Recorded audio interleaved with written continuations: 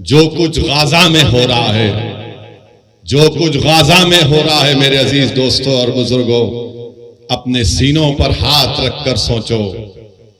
अपनी औलाद अगर सामने है तो उनको देखकर अपने दिमागों पर जोर डालकर सोचो कि गाजा में खून रेजी हो रही है, गाजा में नस्ल कशी हो रही है, गाजा में मीडिया ने रिपोर्ट किया कि 6 दिन के अंदर 6000 बम ज़ायनिस्ट ताकतें बरसाई हैं। इजराइल गाजा में एक छोटी सी जगह है, गाजा 20-21 लाख की, 6 दिन में 6000 बम गाजा पर गिराए गए हैं।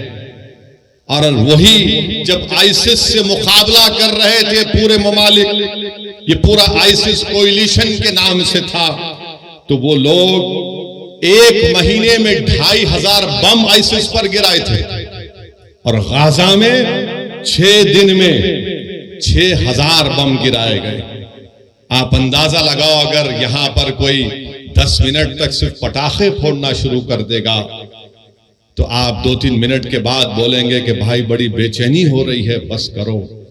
सोचो थोड़ी देर के लिए कि 6 दिन में 6000 बम ये जालिम इस्राएली हुकूमत गाजा पर बरसाती है। 6 दिन में 21 लाख की आबादी है, 10 लाख लोग बेघर हो चुके हैं, 10 लाख लोग बेघर हो चुके हैं। और वो जालिम हुकूमत कह रही है कि तुम अब नॉर्थ गाजा से साउथ गाजा की तरफ चले जाओ। लोग बसों में जा रहे थे तो कल बसों पर बम डाल दिया गया। आज मालूम हुआ, अखबारात और मीडिया कहता है कि गाजा में 1537 फलस्तीनियों की जानें चली गई, जिसमें 500 बच्चे थे, जिसमें 500 बच्चे थे, 275 खवातीन हैं, 6612 जख्मी हैं। ये सिर्फ 6 दिन की बात कर रहा हूं मैं आपसे। और ये दुनिया जो बड़ी ह्यूमन राइट्स की बात करती है, ये दुनिया जो बड़े फंडामेंटल राइट्स की बात करती है, हुकूक की बात करती है, आज ये बड़े बड़े ममालिक आज खामोश बैठे हैं, गूंगे हो चुके हैं, अंधे बन चुके हैं, बहरे बन चुके हैं कि जिस सरजमीन के पास कुछ नहीं है, आज आपने वहां पर 6 दिन में 6000 बम बरसाए, 1537 लोगों की जानें चली गई, 500 मासूम बच्चे, 275 खवातीन की मौत और 6612 लोग जख्मी है। पीने का पानी नहीं है 20 लाख 21 लाख लोगों के पास। अगर आपके पास 2 दिन पानी खराब आया तो आप 25 फोन करते अपने सियासी नुमाइंदों को, मंजलिस के जिम्मेदारों को कि आके देखो जरा पानी पी के बताओ। वहां पीने को पानी नहीं है मेरे भाई, खाने को खाना नहीं है गाजा के लोगों के पास, अस्पताल में दवाएं खत्म हो चुकी हैं, ऑक्सीजन तो दूर की बात। और ये जालिम, ये ज़ायनिस्ट लोग कहती हैं गाजा के लोगों से कि तुम नॉर्थ गाजा से निकलकर साउथ गाजा में चले जाओ। पूरी बिल्डिंगें बर्बाद, बेघर हो चुके हैं। हम नजारे देख रहे हैं कि 10-11 साल का बच्चा जख्मी है, बाप जख्मी है, बजाय बाप अपने बेटे को हिम्मत दिलाए, 12 साल का बच्चा कह रहा है कि अब्बा रोना बंद करो, मैं अच्छा हूं। बिल्डिंग गिरी हुई है, बिल्डिंग के मलबे से लाशें निकल रही हैं, मासूम बच्चों को निकाला जा रहा है, मगर दुनिया खामोश है। दुनिया खामोश है। जो बड़ी बड़ी बातें करते हैं ये दौलतमंद ममालिक, क्योंकि मरने वाला फलस्तीनी है। यकीनन जो तशद्दुद होगा, वायलेंस होगा, हम कंडेम करते हैं उसको, चाहे कोई भी करो, वायलेंस रास्ता नहीं है। मगर ये बताओ ये कौन से वायलेंस है? ये तो नस्ल कशी है, ये तो आप उनको खत्म कर रहे हैं, आप उनको बिल्कुल खत्म, सफ़े हस्ती से मिटाना चाहते हैं, जिसको अंग्रेजी में कहते हैं एथनिक क्लेंसिंग हो रहा है फलस्तीनियों का। मैं बताना चाहूंगा आपको कि 2016 साल से गाजा में महासिरा है। 16 साल से कोई बाहर जाना है तो उसको परमिशन, कोई अंदर आना है तो उसको इजाजत लेना पड़ता है। आपने देखा ना कोविड में क्या हुआ था। कोविड में क्या हुआ था कि कोविड में बगैर पास के नहीं कोई नहीं निकल सकता था। 16 साल से फलस्तीनियों को उस तरह का बर्ताव किया जा रहा है। पीने का पानी नहीं है, लाइट उनकी बंद कर दी गई क्योंकि इजराइल के पास से बिजली आती है। 16 साल से महासरे में है। अरे समंदर है, मच्छी नहीं पकड़ने देते ये ज़ायनिस्ट लोग। और उस 21 लाख में 50% आबादी 18 साल की, 20 साल के नौजवानों की है। और आपको जानकर तकलीफ होगी कि 2008 से 6407 फलस्तीनियों को ये ज़ायनिस्ट लोग मार दिए, जिसमें से 18 साल के कम उम्र 1437 बच्चे थे। और अब इजराइल एक फास्फोरस चीज आती है, उसका बम गिरा रहा है। यानी जब वो गिरता है तो बिल्डिंग को पिघला देता है, अगर जिस्म पर गिरता है तो चमड़ी से हड्डी को गला देता है। ये जुल्म गाजा के लोगों पर किया जा रहा है। और अमेरिका, बर्तानिया, ये यूरोप, ये फ्रांस जब बड़ी बड़ी बातें करते हैं, आज गूंगे बनकर बैठे हैं कि मासूम लोगों को, अरे 80 साल से लड़ रहे हैं अपनी फलस्तीन और मस्जिद अक्सा और बैतुल मुक़द्दस के लिए। मेरे अजीज दोस्तों और बुजुर्गों, ये बात कहना जरूरी था। इसलिए जरूरी है कि अगर गाजा का नाम आए, फलस्तीन का नाम आए, मस्जिद अक्सा का नाम आए, बैतुल मुक़द्दस का नाम आए और तुम्हारे और हमारे दिलों में हरारत ईमानी पैदा नहीं हुए तो फिर तुम इंसान कहलाने के लायक नहीं हो। अगर हम इनकी मदद नहीं कर सकते, हम दूर हैं, मगर जज्बात से कर सकते हैं और करना चाहिए। अगर जज्बात भी नहीं है तो मुस्लिम शरीफ की हदीस है कि आका ने फरमाया कि तुम मुनाफिक हो। अल्लाह के रसूल सल्लल्लाहु अलैहि वसल्लम ने फरमाया कि तुम मुनाफिक हो। वो अंबियाओं की बैशत की सरजमीन है। हजरत दाऊद अलैहिस्सलाम, सुलेमान और ईसा अलैहिस्सलाम की बैशत की सरजमीन है। हजरत इब्राहिम अलैहिस्सलाम की खबर, हजरत मूसा अलैहिस्सलाम की खबर वहां पर है। मेरे अजीज दोस्तों और बुजुर्गों, काबतुल्लाह को तूफान नूह के बाद अल्लाह के हुक्म पर हजरत इब्राहिम अलैहिस्सलाम ने काबतुल्लाह को बनाया और 40 साल के बाद अल्लाह के हुक्म के बाद मस्जिद अक्सा को हजरत सुलेमान अलैहिस्सलाम ने बनाया। और दुनिया को हम बताना पड़ेगा कि हमारा रिश्ता फलस्तीन से, गाजा से, मस्जिद अक्सा से, बैतुल मुक़द्दस से क्या है। जब तक कुरान में वो आयात है कि असरा में अब नहीं, जब तक कुरान में ये सूरा रहेगा, सुबह क़यामत तक हमारा रिश्ता फलस्तीन और गाजा से रहेगा। मेरे अजीज दोस्तों और बुजुर्गों, आपने हदीस शरीफ सुनी कि रसूल अल्लाह सल्लल्लाहु अलैहि वसल्लम से एक सहाबी रसूल ने पूछा, या रसूल अल्लाह सल्लल्लाहु अलैहि वसल्लम, क्या हशर के मैदान में हम आपको पाएंगे? अल्लाह के रसूल सल्लल्लाहु अलैहि वसल्लम ने फरमाया कि हाँ, तुम मुझे हशर के मैदान में पाओगे। कहां होगा हशर का मैदान? इसी सरजमीन पर हशर का मैदान होगा, इसी फलस्तीन पर हशर का मैदान होगा। फिर आका से पूछा गया सल्लल्लाहु अलैहि वसल्लम से कि दूसरी जगह कहां पर हम आपको पाएंगे?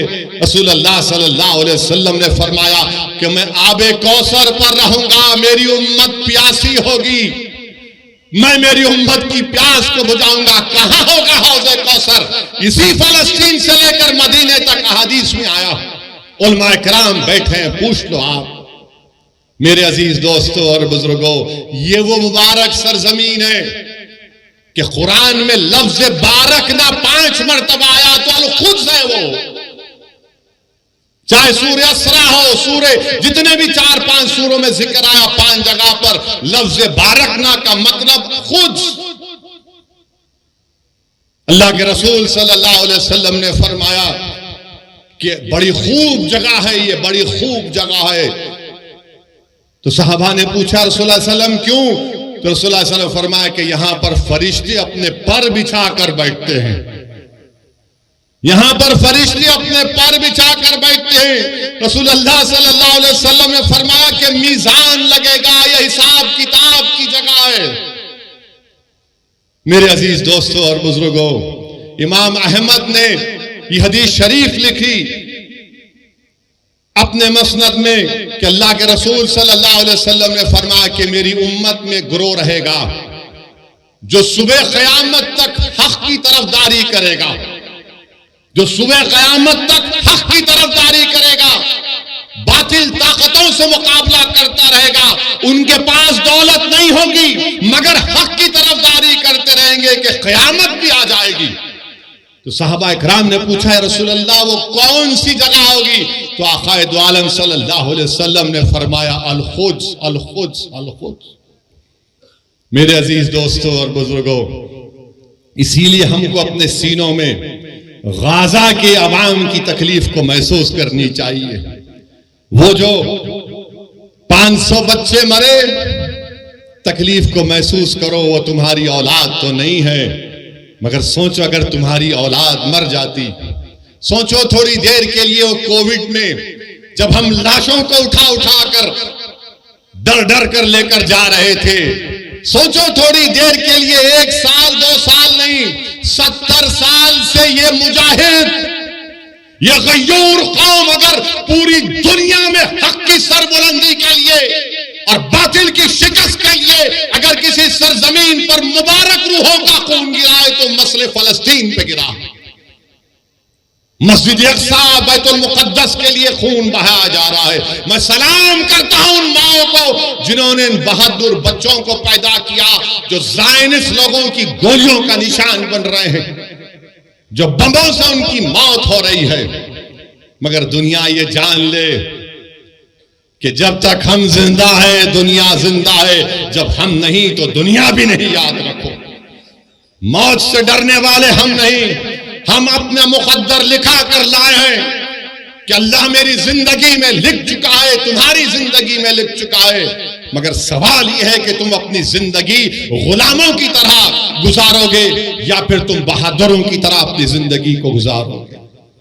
लोग मुझसे पूछते हैं फोन करके कि असदुद्दीन अवैसी ये कैसा हो रहा है, ये क्या हो रहा है? लोग तकलीफ महसूस करते हैं और लोग पूछते हैं कि कहां है सलाहुद्दीन अय्यूबी, कहां है वो सलाहुद्दीन अय्यूबी? अरे तुम अपनी औलाद की क्या तरबियत कर रहे हो? कहां से सलाहुद्दीन पैदा होगा जब बाप अपनी औलाद के सामने अपनी मां की बेइज्जती करेगा?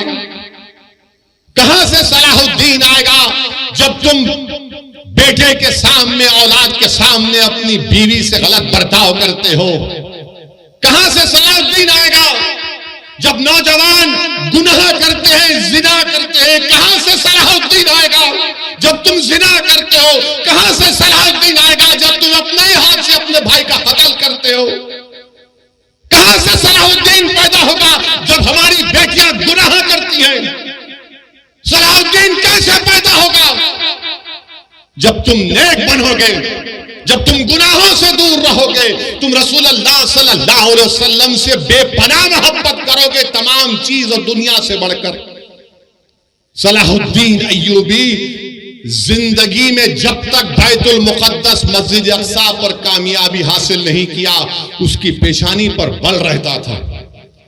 बास जगह मैंने पढ़ा कि सलाहुद्दीन अय्यूबी जब तक फलस्तीन पर कामयाबी हासिल नहीं किया वो मुस्कुराता नहीं था। लोग उससे बोलते थे सलाहुद्दीन तुम मुस्कुराते क्यों नहीं हो, तुम्हारी पेशानी पर बल क्यों नहीं आता? तो सलाहुद्दीन कहता था कि क़िबले अव्वल हमारा रहा है। 17 साल रसूलुल्लाह सल्लल्लाहु अलैहि वसल्लम ने क़िबला बनाया, वो जगह जहां पर आक़ा दो आलम सल्लल्लाहु अलैहि वसल्लम जमीन से आसमानों पर अल्लाह का जाकर दीदार करे, उस जगह पर जब तक हम कामयाबी हासिल नहीं करते सलाहुद्दीन कैसे मुस्कुराएगा? सलाहुद्दीन के पेशानी से बल कैसे जाएगा जब क़िबले अव्वल मेरे साथ नहीं है?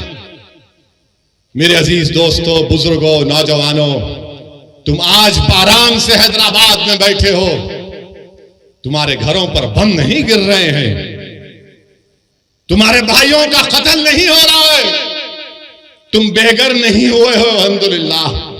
मगर गाजा के गरीब लोग 21 लाख की आबादी में 10 लाख बेघर हो चुके हैं।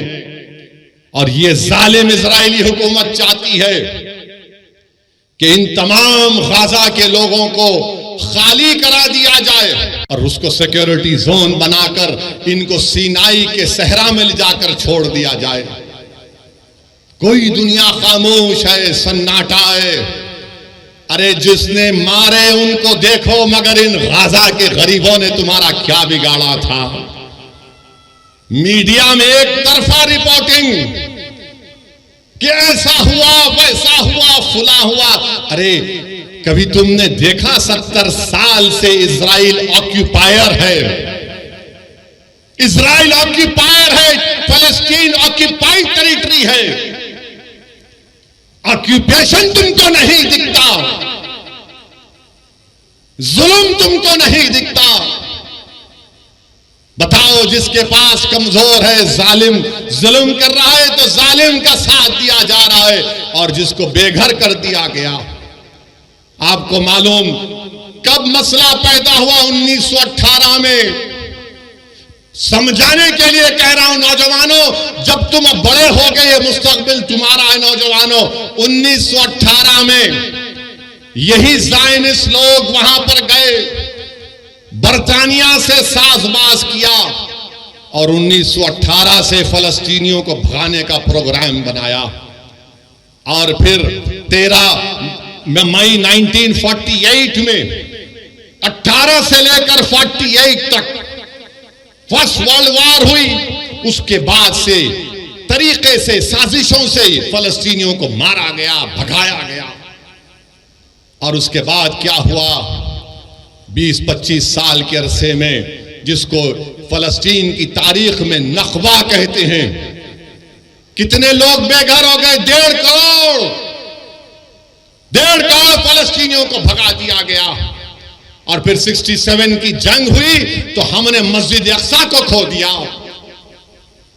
उस मुबारक जगह को खो दिया जहां पे आका दो आलम सल्लल्लाहु अलैहि वसल्लम तमाम रसूलों और नबियों की नमाज इमामत की थी।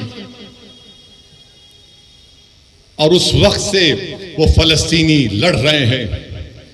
फलस्तीन का मसला सिर्फ अरबों का मसला नहीं, फलस्तीन का मसला सिर्फ मुसलमानों का मसला नहीं, फलस्तीन का मसला हर उस इंसान का मसला है जो इंसाफ चाहता है, जो इंसाफ चाहता है। और जो पूछते हैं कि सलाहुद्दीन कहां आएगा, अरे सलाहुद्दीन को आने के लिए तुमको नेक बनना पड़ेगा। जब ईसाइयों ने मस्जिद अक्सा और बैतुल मुक़द्दस पर कब्जा किया, क्रूसेडर्स ने एक दिन में 70,000 मुसलमानों का कत्लेआम हुआ। उनके घोड़े गिर जाते थे, इतना खून था।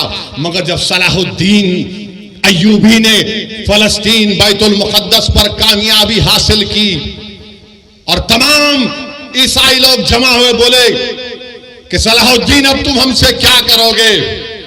तो सलाहुद्दीन अय्यूबी ने कहा कि मैं वो नहीं करूंगा जो तुमने किया था। मैं रसूल अल्लाह सल्लल्लाहु अलैहि वसल्लम के गुलामों का गुलाम हूं, तुमको मैं माफी देता हूं, जाओ, तुम्हारी जान को भी कोई हाथ नहीं लगाएगा। यही सलाहुद्दीन अय्यूबी के पास एक कबीला था जो दीन इस्लाम को कबूल नहीं करता था। सलाहुद्दीन अय्यूबी ने जोर जबरदस्ती नहीं की। एक कबीले की एक औरत आई सलाहुद्दीन अय्यूबी के पास और आकर कहा कि सुल्तान, मेरे 4 बच्चे गायब हैं, मेरे बच्चों को वापस लेकर आओ। Salahuddin Ayyubi Fatih फलस्तीन, Fatih Betul मुक़द्दस उठता है, अपने जिस्म पर जर्रा पहनता है, तलवार उठाता है। वो औरत खातून कहती है, कहां जा रहे सुल्तान? तो कहा, तेरे बच्चों को तलाश करने जा रहा हूं। वो हैरान होकर पूछती, आप जाएंगे मेरे बच्चों के लिए? बोले हाँ, तेरे बच्चे मासूम हैं। फजर को निकलता सलाहुद्दीन अय्यूबी ज़हर हो जाती है। ज़हर से असर ते करीब जब सलाहुद्दीन अय्यूबी इन बच्चों को देखता है, बच्चे डरे हुए हैं, सहमे हुए हैं, उनको गोद में उठाकर अपनी माँ के पास जब लेकर आता है तो बच्चे उसमें से जो बड़ा उम्र का बच्चा था 13-14 साल का, वो फर्त मसरत में अपनी माँ की तरफ दौड़ता है कि अम्मा अम्मा। तो उस माँ ने क्या किया, उस माँ ने उस बच्चे के मुंह पर एक जोरदार तमाचा मारा और कहा कि जा सलाहुद्दीन के कदमों में गिर जा, ये वो नबी मोहम्मद सल्लल्लाहु अलैहि वसल्लम का गुलाम है, अगर ये ऐसा है तो उसका रसूल कैसा रहमत वाला होगा। ये सलाहुद्दीन अय्यूबी था। मेरे अजीज दोस्तों और बुजुर्गों, नौजवानों, इसीलिए कह रहा हूं कि तुमको नेक बनना पड़ेगा। और याद रखो इस बात को, जब तुर्कों की हुकूमत थी, सल्तनत उस्मानिया की हुकूमत थी, तुम्हारा ख्याल ये है कि तुम्हारा मिजाज ये है कि तुम अपने फोनों पर, टीवी पर अर्तुगरुल देखकर खुश हो जाते, तुम उस्मान का सीरियल देखकर खुश हो जाते।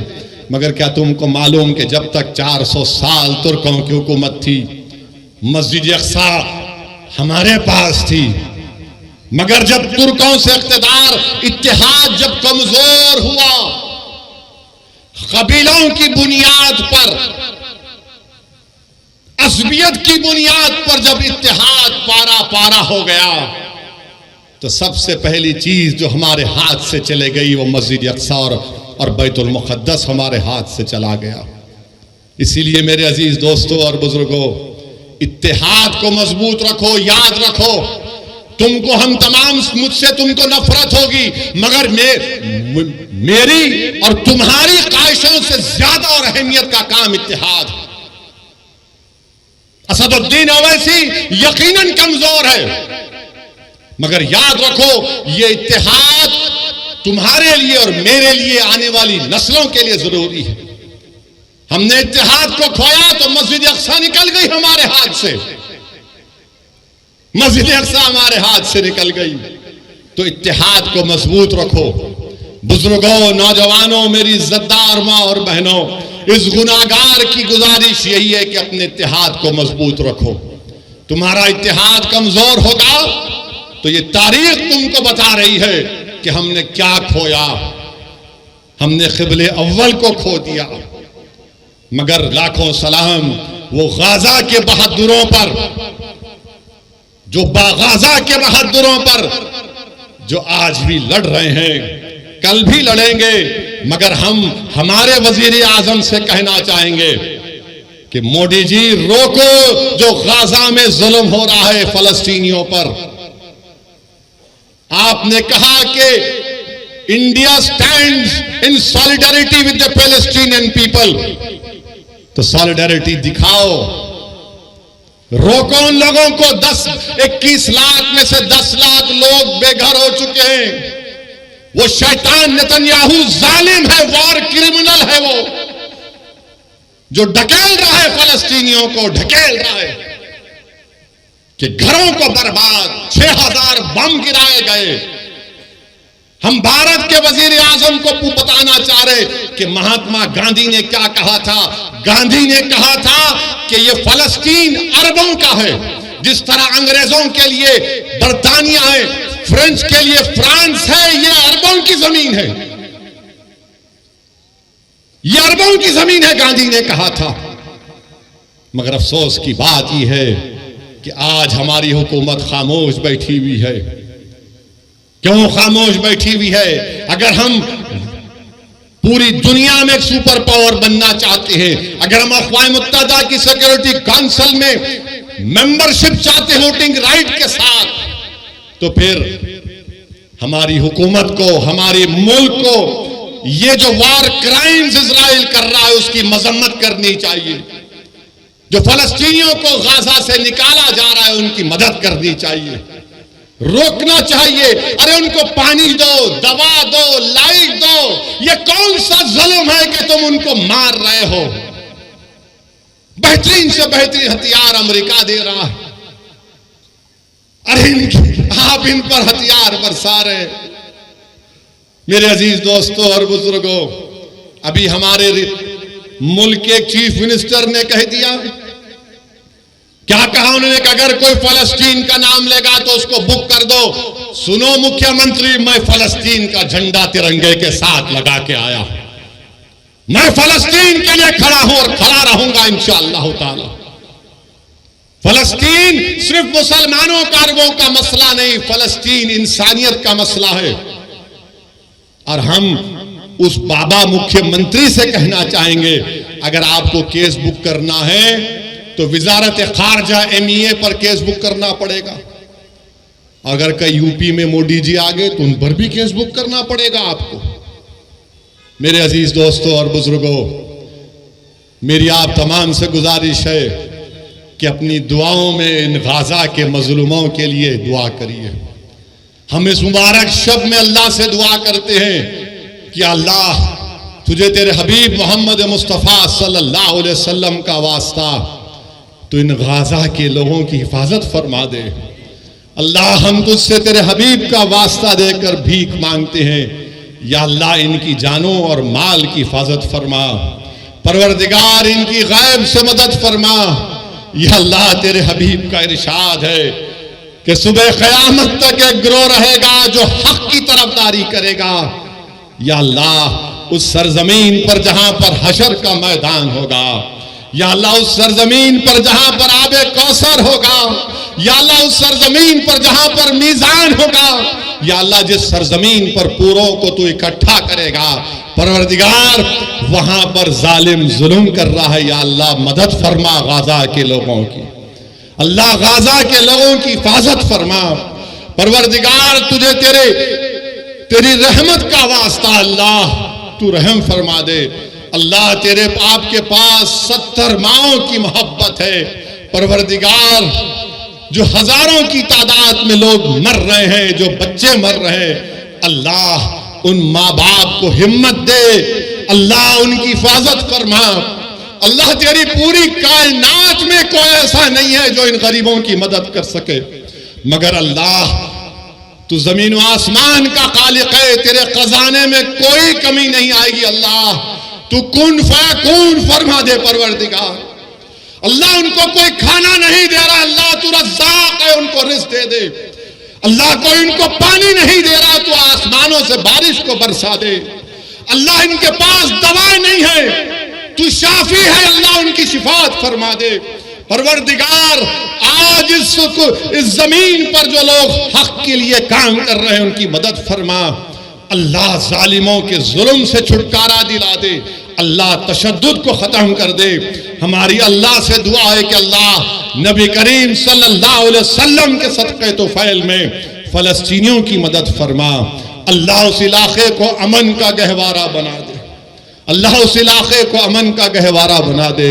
अल्लाह हमारे मुल्क में अमन को मजबूत फरमा दे। अल्लाह हमारे जान और माल और ख़ास तौर से या अल्लाह हमारे ईमान की हिफाजत फरमा।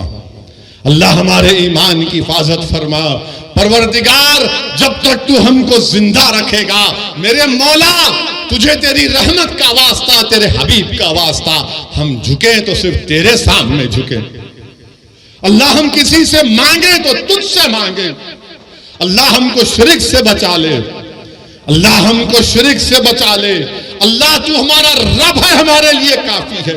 अल्लाह तू हमको रसूलुल्लाह सल्लल्लाहु अलैहि वसल्लम को उम्मती बनाया, ये दुनिया का सबसे बड़ा एजाज हमको दिया। मेरे रब लाज रख ले, मेरे अल्लाह लाज रख ले। परवरदिगार अल्लाह कमजोरों की मजलूमों की लाज रख ले।